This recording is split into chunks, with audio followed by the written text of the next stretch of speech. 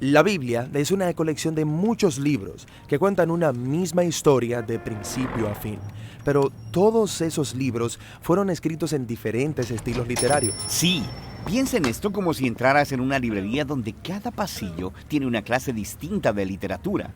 Tenemos historia o poesía o narrativa, y cuando eliges un pasillo y tomas un libro, vas a tener expectativas muy diferentes. Buscarás cosas diferentes. Cierto, todos los libros son literatura, pero comunican de maneras muy diferentes. Sí, y es lo mismo con respecto a la Biblia. Si no prestas atención al estilo en el que están escritos, te perderás el esplendor de cada libro. Entonces, ¿cuáles son los principales tipos de literatura en la Biblia? Bueno, primero que nada tenemos la narración.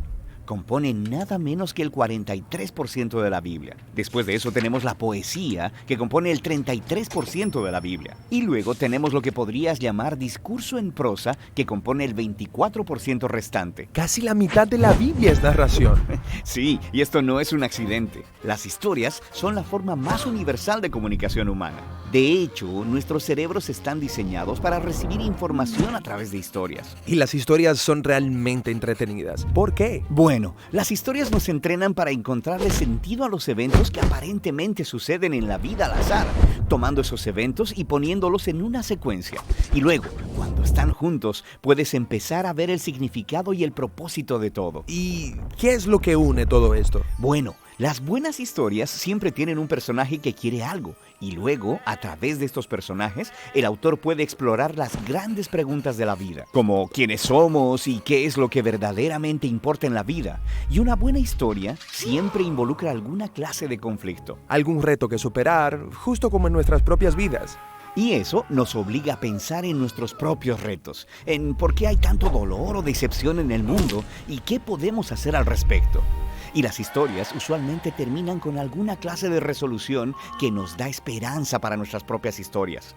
Ya que estas son historias bíblicas, ¿me muestran los personajes cómo debo vivir? Pues ese no es el punto. La mayoría de los personajes de la Biblia tienen defectos muy profundos. No debería ser como ellos, pero sí debemos vernos a nosotros mismos en ellos, lo que nos ayuda a ver nuestras vidas y nuestros defectos desde una nueva perspectiva. Y sin que te des cuenta, estas historias comenzarán a afectarte y cambiarán la manera en que ves el mundo, a otras personas y a ti mismo. Ahora, hay diferentes tipos de narrativa en la Biblia. Sí, tenemos la narrativa histórica, pero también las parábolas narrativas y las narrativas biográficas cortas, como los 4 evangelios. Los examinaremos en otros videos más adelante. Ok, después tenemos la poesía, que honestamente no leo mucho.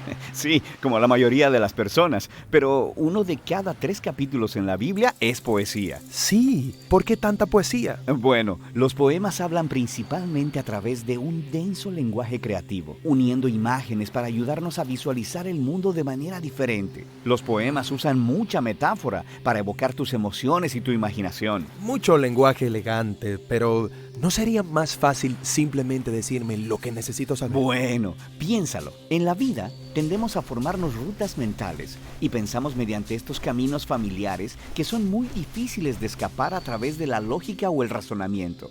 Y lo que hace la poesía es obligarnos a salir del camino que nos es familiar hacia un nuevo territorio. Es astuto. Y hay diferentes tipos de poesía en la Biblia. Hay muchas clases de canciones o salmos.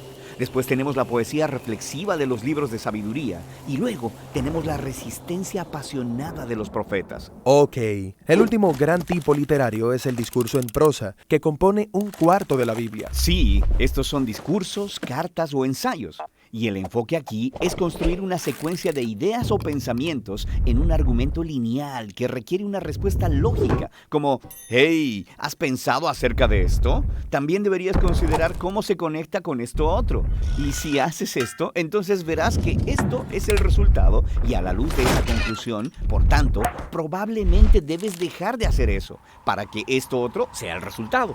Así que me estás persuadiendo con razonamiento. Sí, el discurso te obliga a pensar lógica y consistentemente y luego a hacer algo al respecto. El discurso bíblico se encuentra en los conjuntos de leyes, en la literatura de sabiduría y en las cartas escritas por los apóstoles. Está bien.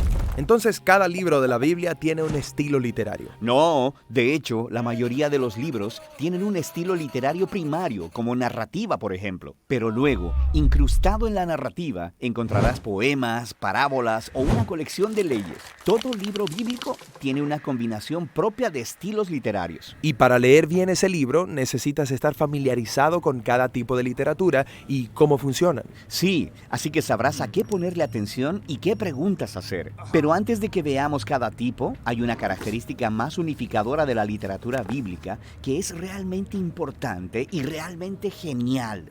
Y eso es lo que exploraremos próximamente.